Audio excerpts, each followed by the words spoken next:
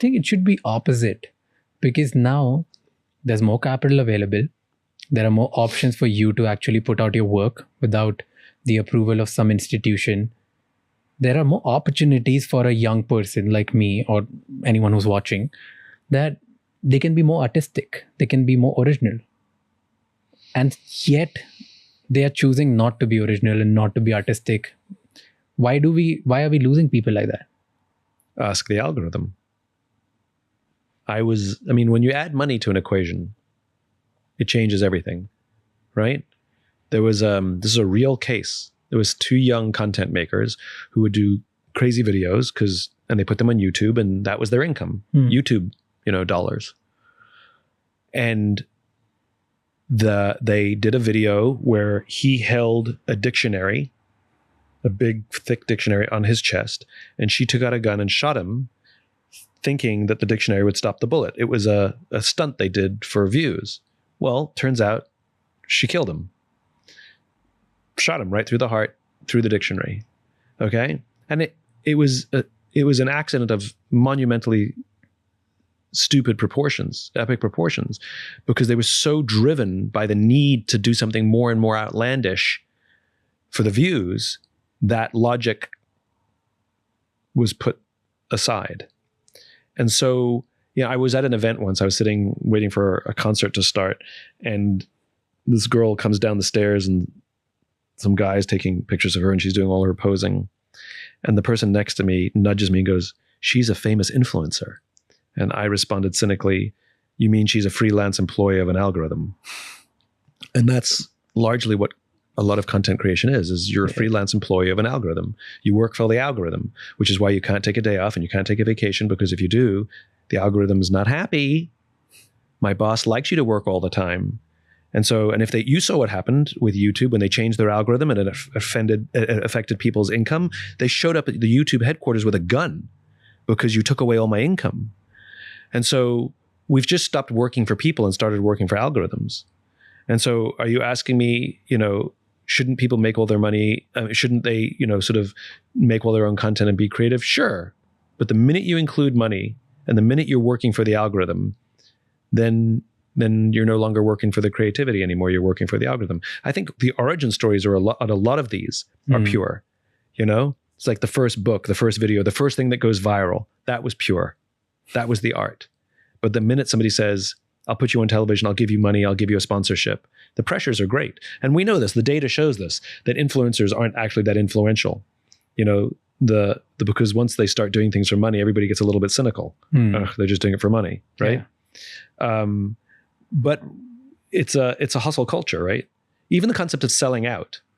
Young generations today, first of all, they don't even know what that means. When you say, "Oh, he's such a sellout," young people literally don't know what that means. And if you explain, well, they decided to just take the money as opposed to have a high integrity. And young people will say to me, "Yeah, it's their IP. They should make money." The idea of exploiting yourself at least is better than being exploited. I'm exploiting myself for money. But it's not a very happy way to live, I don't think. At some point, all of these things have shelf lives. Again, I think as an artist, and Rick Rubin talks about this, right? When you start working for the approval of others, it destroys art. And art is when you trust your own taste and you accept the risk that the world may or may not like this. And that's okay. And then you'll try again. But as long as you're pure to yourself, if you have a talent or you have a taste, that's the root of art. That's the risk. This is why art has a high risk profile. Explain sellout. You said people don't understand. Explain in simple terms. Explain what? Sellout.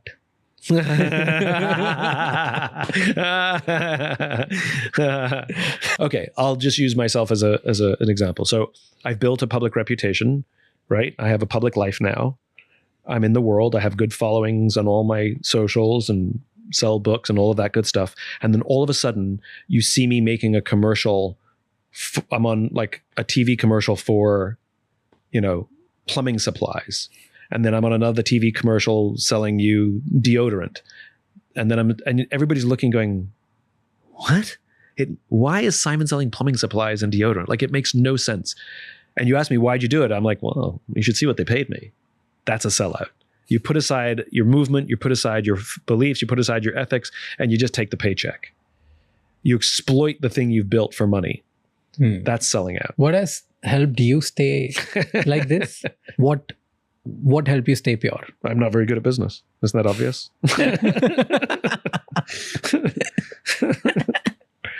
Oh, sure. That's not the only reason. I mean, it is one of the reasons. I think,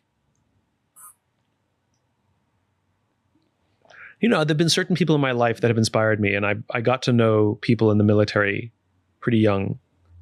Like the same year that I first publicly articulated the Golden Circle and Start With Why, many years before a book, many years before any TED Talk, that same year, by sheer coincidence, I got introduced to the United States Air Force. And I got to know some people who devoted their lives to service. And I very quickly realized that my two favorite people on the planet are military and artists, because they're the exact same human being. We assume that their politics are opposite because one is in defense and one is in the arts. First of all, don't make such assumptions. People have different politics and all different ways of life. Okay, so that's number one. But they're the exact same human being. Both of them, whether they knew it from the beginning or they discovered it later on, what they do becomes a calling. They can't not do it, right? Secondly, they both know that they're not going to get rich doing what they're doing. They both know that. They both make tremendous sacrifices to do what they do. And in both cases, 100% of the product that they make is for the benefit of others. And you see the way that artists are with artists, and you see the way that military are with military, and there's a brotherhood and a sisterhood. You and I have colleagues and coworkers. In the military, they have brothers and sisters. And they mean it. That's what those relationships are. And the first time one of my friends in uniform called me brother, it meant something. Hey, brother, right? It wasn't just being polite. Like they don't throw that term around loosely. I got to spend some time with the Navy SEALs, and we were talking about, I wanted to understand the culture and why those guys are so intense and why they're so effective. And one of the reasons they're so effective is not because they're individually amazing. It's because it's their ability to work as a team. And you look at all the special operators, the Army Rangers, Delta Force, SEALs, the PJs, like all of these, the Marine Raiders, all of these special operators, right? One of the reasons that they're so incredible is because they're effective teams, that they're able to put their individuality aside for the good of the team. And what we see as courage, and I can only speak to the Navy SEALs, but I assume it's the same for all of them. What we see as courage is actually something quite more sophisticated and more beautiful, which is they're actually more afraid of letting down their teammates than they are of dying. They're more afraid of letting down the team than dying. That's why they're so good. It's because the commitment to the team and the success of the team. And if you look in the private sector, we're committed to ourselves and the success of me. And very few of us will take a risk or have any desire for any kind of self-sacrifice for the good of the team. And I saw these relationships and I envied them. I came from the corporate world and I had no relationships like that. I envied the brotherhood. They don't even necessarily like each other, but they trust each other. And I envied that and I wanted that. And so some of them became my friends and I learned from them. And then this takes us right back to the beginning, which is why are we so selfish? Well, look at all the incentive structures. All the incentive structures around us reward us for individuality. We've heroized CEOs. We've heroized personalities on the screen. We've heroized influencers. They're all individuals who either actually believe that they're heroes or like to present themselves as such. And the reward structures reinforce it. We have an entire class of people who want to be on reality TV shows. I mean, I was watching one of these reality TV shows the other day. My niece was watching a show and I was just watching with her. And the way they put their personal lives on public display, there's cameras in the room while they're like having a breakup or something or talking about cheating on their spouse. And you're like, what motivates somebody to want to air all of their laundry in public? And you're like, the driver is very simple. Fame. They value fame more than privacy. Right? And I guess good for them. I mean, it's highly entertaining for us, but That's the incentive structure that we offer, that we will make you rich and famous if you're willing to humiliate your family. Because I was thinking about it. It's like the poor person who this woman was cheating on, he's not on the TV show, but everybody else is watching who knows him. Yeah. And his family didn't agree to be on the TV show. And his friends didn't agree to be on the TV show. But her desire to be rich and famous was more important than any of those things. And that's the world we live in. And the TV studios don't care, and the producers don't care, because That's it. So whatever. And I remember I did an interview once. I was on a documentary, and they gave me a release to sign, right? And it was a standard release for a reality TV show. And it literally said, we reserve the right to edit this in any way we want, even if it changes the meaning of your words, even if it paints you in a bad light. And I'm reading this document, I'm like going through it and crossing everything out. And they got mad at me. They're like, you can't cross all this out. Nobody else has crossed it out. I'm like, nobody else read it, right? But I'm literally reading the release that gives the producers total control how to edit it. So they can decide you're going to be the bad person. We're going to edit it so you're the bad person. So the incentive structure are all screwed up. The reward systems are all screwed up. And in the military, the reward system is humility. I'll give you a real life example. So there was an incident on base where some young officers went out drinking off base, which is fine. And they were fraternizing with a young enlisted woman. And officers enlisted aren't allowed to, because it breaks the chain of, it's bad, right? One of them was dating, one of the officers was dating one of the enlisted, which is not allowed. So that was number one. They all came back to base, and they knew that they were drinking, and they were afraid that they would get pulled over for drunk driving on base. So the officers said to the young enlisted woman, you drive. So now there's a power dynamic. Okay, so she drives. They start driving on base. They get pulled over by the cops, and she gets breathalyzed and she gets arrested for being over the limit. Okay? It all comes out what happens. Now these officers are in a very, very elite program. A very elite program. And now they're all in trouble. Okay? For many reasons. And their senior officer, the colonel, had to bring them into his office one by one to tell them that they've probably ruined their careers. Right? That they have to be thrown out of the program.